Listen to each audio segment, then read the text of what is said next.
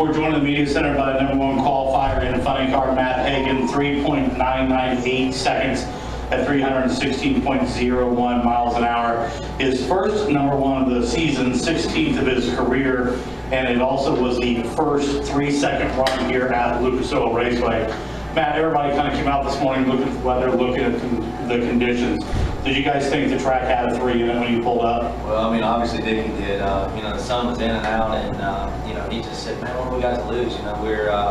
We're sitting number 3 right now, I think, and he's, if it smokes the tires, so what? He said, "Let's go for it." So the guy just, they plugged in everything that they thought they needed to, and went out there and stuck even with the sun out. So it was just a phenomenal run, especially after those guys having such a late night last night. When we banged the blower off of it, and they had to pull another body out and get another motor out and all, just rewire everything, a little fire and stuff. So for them to stay out here till 12:30, 1 o'clock last night, and then get back up at 6 and be back out here at 7. So just real proud of my guys to work real hard, but real proud of Dickie and Newton. I mean, they're really doing a good job on this race car right now. And they have all year long. We just haven't really had clutch packs that really agree with the combination that we've been trying to run.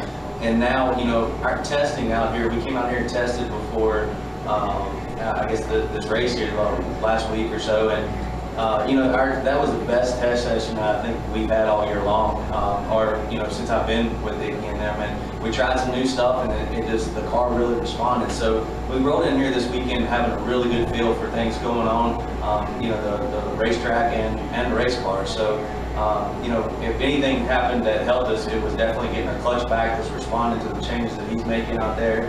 And it was just cool to be able to put this Mopar Rocky Boots car in the number 1 spot. I mean, it's Indy, so it's important in itself just to be a part of the show, much less to be number 1, and really to be able to run a 3 here for the first person ever. But we also realize how humbling it is too, because we were number 1 here at Indy last year and got put on a trailer the very first round, so by the number 16 qualifier. So and that just tells you how tough funny car is out here. You just never know, anybody can win. But yeah, definitely had some humble pie last year. We hope history doesn't repeat itself. Did you guys plan for, looking at the rain out here this morning, it looked pretty dismal this morning. Did you guys really figure you were only going to get 1 run today? Dickie we didn't really discuss how many runs we'd get in. I mean, it's he just wanted to make sure that we capitalized on this first run because the conditions were going to be most favorable for us, But it's one of those things where he just rolled up there with, he threw all the weight on the clutch and turned the flows open and said, "Let's go," So, I just had to pull down, in the seat belts and hang on to a fast hot rod out there. So, I mean, it was just an awesome ride, but, obviously I'd like to have done it with that new Mopar 50th anniversary scheme, put that thing in the number 1 spot and get it on TV a little bit more, but we're just glad to do it. But I don't care if it's pink and yellow, you just want to go 1 and have a fast race car, and I think that's what we got this weekend. You look good in pink. I'll take anything, I'm glad to be driving, 0.002 of a second. Could you feel that at all? No, I mean, honestly, when we went down through there, I knew it was a good run, but, they come over and said 3.99, I was like, nah, you quit messing with me, But, and that's just how these cars run. I mean, it's just, you're splitting hairs out there, and it's a fine line. I mean, you look at the run that we made last night and you overlay it with what we made this morning, and they're identical, but one came loose last night and this one didn't, so it's just it's crazy. It's such a razor blade out there, and to be able to try to feel the difference, not really. I don't think so. I mean, I'm sure there's some great drivers out there that can do all kinds of crazy stuff and pull brake when they feel it shake and all this other mess, but that's not me. So it just I just enjoy the ride, try not to mess it up too much, and hopefully turn the win line on. Was it as close to perfect as you've ever felt? It was really good out there. We've run some 3s before.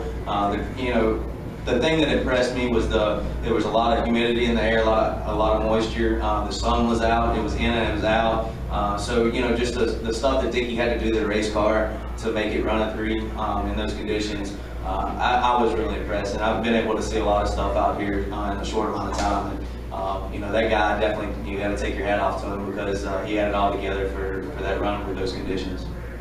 Just jokingly, did you call the cattle back home and let them know you were? Man, I call everybody. It's Andy, So we're just definitely proud of it, but also understand that it's drag racing. You put nitro in the tank, anything can happen. And we've been on top before and been humbled the very next morning. So we'll just take it one round at a time. I feel like that we got a car that can win this race, but it's hard to win from number one. So and I've been able to do a lot of things in my career. Win a championship, and win a handful of races, and set I think 4 or 5 national records. So we've done it all, but we haven't won Indy. So I really would love to win Indy. I know my guys would. They need the bonus money. So it's been a thin year. It's been tough, but. It's just one of those things where you can't make it happen. You just gotta let things come to you, and sometimes the chips hopefully fall your way. This is not related to it, but I mean, coming here and you look at it, I mean, you see the pro mods and kind of, think about, where you've been, and you still kind of pay attention to that class, and you have a lot of friends over there racing. Does it bring back any memories? Man, I'm gonna tell you what, it's so, it's just unreal sometimes for me.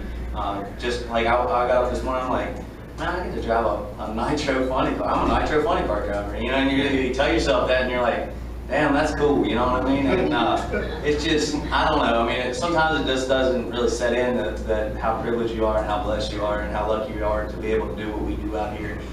Yeah, these cars are fast, they're a handful, they're adrenaline driven, but man, I mean, you line up 10 people out there and they would, stick a knife in you to be able to sit in your seat. So, it's just very, very blessed to do that. But yeah, I mean, it brings back some of the memories to see the pro mods and stuff. I mean, I have a passion for the pro mods. They're wicked cars, man. I mean, actually, I feel safer in my Feel Funny car than I ever did in a pro mod, And I ran pro mods 5 or 6 years and the 80RL stuff, and those cars are just like they're a pro stock car on steroids, and they have no downforce. So you think you got it, and it keeps getting worse. And with that suspension and everything else, I mean, you end up on your roof. And unfortunately, I've been on my roof in a pro mod, and it ain't a lot of fun. So it's definitely a class that's full of adrenaline as well. But it's just neat to watch, and I'm glad that they're out here and they're still running, and a lot of people can relate to them.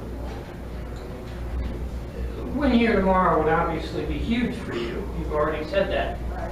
How would it make you feel about the final 6 races of the season and an ability to win again, be a champion? Oh, absolutely. I mean, we're looking at every round right now is trying to put ourselves in position to capitalize on this countdown.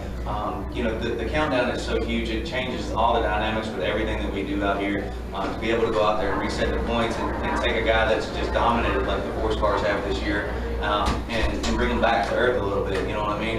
And give yourself an opportunity to really run the ball with those guys. And yeah, I think it's a win here would be huge, but a win in Charlotte would be even bigger because it's the countdown, all the points are reset. I want to win here, but man, I want to win a couple times in the countdown. So, don't get me wrong, if I had to trade an Indy win, it would be hard to do, but I might would trade it for 2 wins in a countdown. But it's, it's just these wins are special in themselves. So no matter where you win at, you're blessed to do it. But the countdown is just crazy. You just got to be in it to win it. I mean, we won it, I think, from the 6th spot. So it just goes to show you if you come in leading. And it was a great example last year. We led the points pretty much all year last year, and John came in with a force to be reckoned with, and we just couldn't stop him. We didn't have anything for him. So yeah, just this countdown is a crazy deal.